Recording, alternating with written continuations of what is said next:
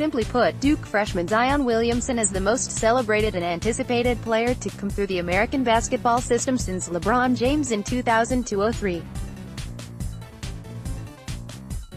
The unique combination of his bowling ball build, powder-keg explosion and Formula One motor have made Williamson the sport's biggest on-court story this season. There really isn't a close second. He's the most unique prospect since LeBron James, former Suns general manager Ryan McDonough told Yahoo Sports. You remember back to when they started televising LeBron's high school games on ESPN. It was must-see TV. That's what Zion is now. People tune in to see what he's doing. As Williamson lowers his shoulder and tomahawks his way into America's consciousness, there's less certainty about him as an NBA prospect than collegiate sensation. No one is projecting him as a bust, but there's also justifiable skepticism whether the sports-searing viral star, a position-agnostic 6'7", 285-pound jumping jack averaging 22.3 points and 9.0 rebounds, can become a consistent NBA All-Star. Yahoo Sports spoke to more than a dozen NBA scouts, executives and college coaches who've both faced and scouted Williamson. The results were a compelling mixture of comparisons, projections and declarations that vary from future Hall of Famer to sturdy NBA starter, from Charles Barkley to Rodney Rogers. It's amazing how divisive people are about who he will become, said Army assistant coach Zach Boisvert, who saw Williamson live earlier this season when Army played Duke. Even within our own staff, we had guys project a range from Blake Griffin to Julius Randle. That's about a $150 million difference in salary. To be certain, it would be a surprise if anyone aside from Williamson went 0-1 in the NBA draft. His Duke teammate, smooth 6'7" wing RJ Barrett, is the only other realistic consideration. One veteran NBA executive said he preferred Barrett at 1, noting a more refined game and translatable skill set. There are legitimate questions about Williamson's shooting, stroke, passing and decision-making. Hartford coach John Gallagher adored Williamson's energy, motor and how much his teammates enjoyed playing with him. But he also saw a prospect that needs polish. He has 3 cards, and he needs to add 2, shooting and quick decisions with the ball, Gallagher said. When NBA people overlooked Luka Doncic, they undervalued skill, passing and shot-making. That's what Zion does not have. Zion is going to have a great career. The question is whether he can add those 2 cards. Williamson's high-end skills, jumping, finishing and changing direction, are undeniable. All of the dozen people Yahoo Sports spoke to also complimented how hard he plays, something that can't be taught. As his draft hype surges one lob at a time, a thorny question will determine whether the one-and-done generation's most heralded player will have a career that lives up his lofty billing. How does his skill set translate to the NBA? Here are 4 questions that will determine his viability as a future NBA star. First off, the LeBron James comparisons are based on hype and attention, not his basketball ceiling. Comparing anyone to LeBron James is unfair for obvious reasons. What's fair? One veteran NBA executive calls him one of the most dominant players we've seen in the draft since Anthony Davis and Karl Anthony Towns. In other words, he should be on the higher end of no.1 picks we've seen in the last decade. As for an actual player comparison, there's a medley. McDonough brought up both Charles Barkley and Blake Griffin, saying that he's every bit as explosive as Griffin was early in his career. Another NBA executive brought up Shawn Kemp, the former Sonics dynamo, in terms of pure power. He also mentioned Dominique Wilkins, who fits the mold of Williamson in that he was more of a scorer than a shooter. Shawn Kemp of the Seattle Supersonics attempts a dunk during the 1991 Slam Dunk Contest.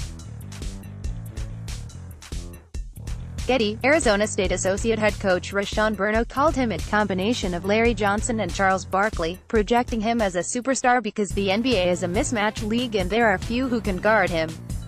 Princeton coach Mitch Henderson invoked a combination of Draymond Green and Barkley. Gallagher mentioned Rogers, a crafty and undersized forward who averaged double-digit scoring over his 13-year NBA career. A different NBA scout chuckled at searching for comparisons because of the way the NBA has evolved. He also mocked the notion that a franchise would pick anyone else number one. "I don't get freaked out that he doesn't fit into a box," he said. "When there's a freak at that level, you can spend months talking yourself out of it. But it's right there in front of you. What strengths will carry over to the NBA?" When Princeton played at Duke earlier this year, Henderson noticed Williamson's energy the moment the national anthem ended. He bounded around like a boxer, a kinetic and contagious blur that stuck with him months later. "There's an energy that comes out of him that will help him overcome any deficiencies," Henderson said. "He has an inner gift. When the music comes on, he starts moving. Basketball is a game where you're supposed to move a lot." McDonough dialed in on Williamson's footwork and change of direction for his size, calling them "pretty spectacular."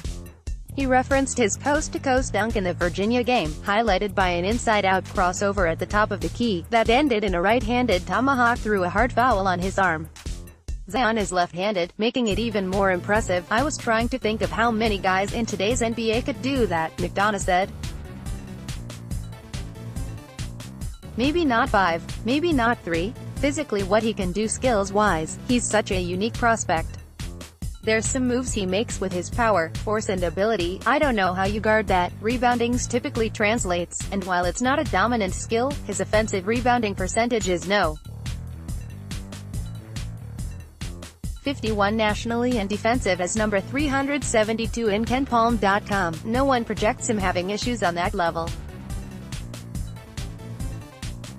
Williamson grew up a guard, as he was 6'3" as a high school sophomore, which gives him a handle and spin move that belie his body type. One NBA scout said he could see him taking spot duty as a point forward. "Most important, there's a vibe about Williamson that will carry over to the next level. He's a stone-cold winner," Gallagher said. "He looks like a great teammate and someone you want in your program. It's obvious people love being around him." What weaknesses have teams concerned? This list begins with shooting. Williamson isn't a terrible shooter, and there's an expectation he'll improve at the next level. Think about how much better players like James, John Wall and Kawhi Leonard have become at shooting in the NBA, but entering the draft, it's the most glaring weakness as he essentially shoots a set shot. Williamson shoots 29.3% from 3 and 66.7% on free throws. "How good of a player he is in the NBA is how good of a shooter he becomes," said a veteran executive. "How much work does his shot need? He doesn't have a traditional stroke," McDonough said. "He flips the ball a little bit. And there's not great lift on his jump shot, which is ironic because he's so explosive otherwise. He needs to tighten his mechanics and develop a more consistent stroke." Zion Williamson is averaging 22.3 points and 9 rebounds per game this season. Getty, the next concern is Williamson's bulky body type. Injuries in high school allowed him to put on weight, but part of what made him such a phenom was how antithetical his explosiveness was compared to his body type. NBA teams are going to dig deep on his diet and conditioning, and one NBA scout pointed out that he's genuinely curious how tall Williams is barefoot and what he actually weighs. "His body will be interesting," said another scout. "We haven't seen a guy that big and explosive." Another scout put it this way: "What happens when he's in the best shape possible? The translation of that explosiveness is a divisive topic." Bounding through the front court of Virginia, Hartford and Princeton is much different than the Bucks, Suns and Heat. He can certainly compete with that level of athleticism. But can he dominate it? His two-point percentage is no. 4 nationally at 75.8. But how effective will he be against bigger, stronger and faster athletes? Williamson's passing is also considered pedestrian.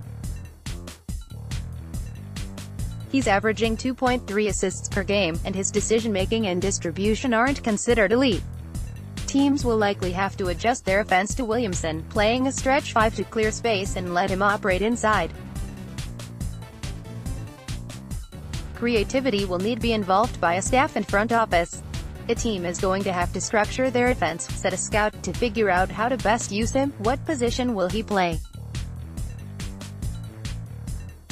The consensus here is that it doesn't matter, as the NBA has largely evolved into a position-less league, with the floor spread and different skills accentuated by mismatches.